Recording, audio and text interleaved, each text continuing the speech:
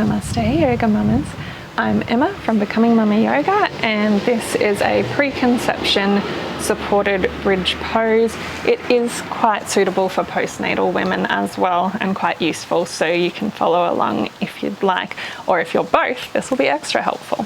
You will need a prop for this, so a yoga block is nice if you've got it, but otherwise a sturdy pillow or a folded up towel or two might work, or something about the size of a yoga block. And we used to say things like a phone book, but I'm aware that they don't really exist anymore. So if you were at uni and you've got a textbook or something that's sturdy enough to support your weight, then a container even with a sturdy lid locked onto it, or a bolster even, any of those things will work out fine for you. So once you grab your prop, we're just going to come to sit on our yoga mat, ready to lay down with our feet flat on the mat, knees high, prop ready, sort of next to your hips is a good spot to have it. And then we're just going to walk the hands down to let us lay comfortably onto our back. And then we're going to align first. So let's take a moment to just check in with the length of the spine and the neck. Just make sure that they're as long and comfortably flat as possible. You could rock the hips a few times to settle in there. And check in with the feet as well. They are roughly hip width apart and roughly one hand length or so away from the bottom. They could be a little further if it's not very comfortable for you to have them in too close. And then when you're ready, just reach for your prop. We'll press into the feet. We'll exhale and rock that pelvis so that the lower back flattens into the mat. And as you do so, just practice a little engagement of the pelvic floor and the core. So the pelvic floor lifts in and up, and about 2/3 of the way up through that, you're going to add deep core muscles lifting in and up. So you can think of that as somewhere around the level of the belly button, just drawing in and up towards the spine. And that just helps your movement up and makes sure we protect these vulnerable areas postnatally. So once you are up, you can slide your prop in underneath your sacrum, and we're not looking to have it under the lower back, it's definitely under the sacrum, so you could have a feel for the top of your pelvis there. And just make sure it's sort of at or below that point if that's comfortable. You can always play around a little bit with moving it until it's in a spot where you think you could stay for a few minutes.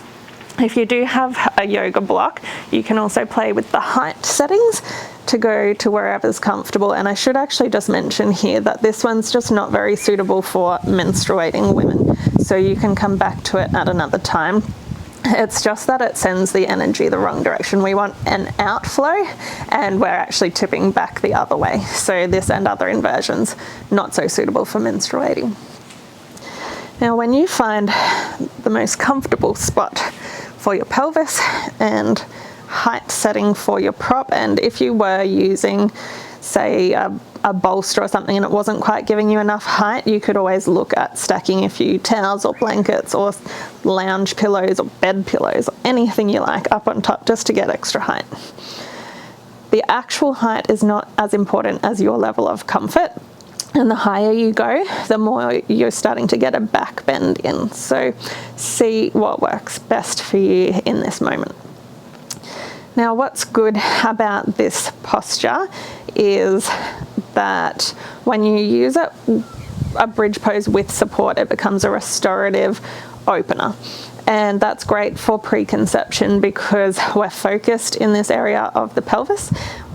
We're getting or encouraging circulation to move into different areas that it might not always be moving as easily with our normal upright posture.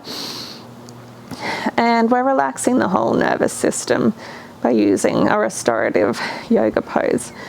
We can also reflect on our 360-degree breathing in alternate positions like this, and just see if it helps us to access some areas that maybe weren't expanding so much with breath when we were upright or laying flat. You can pretty easily get a nice expansion out the front and sides of the pelvis with this posture.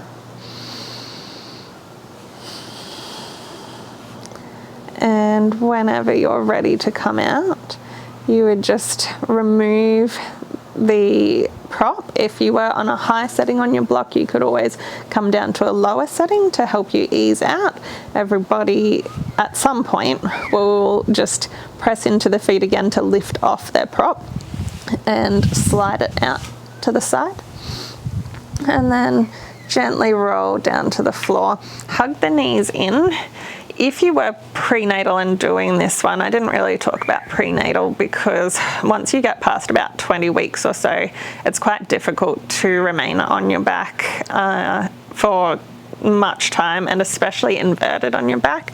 So I didn't really mention it, but if you were doing it and you were prenatal, when you go to hug your legs in, you're just going to let them fall to the sides and come either side of bump, so you're not doing any sort of compressing there.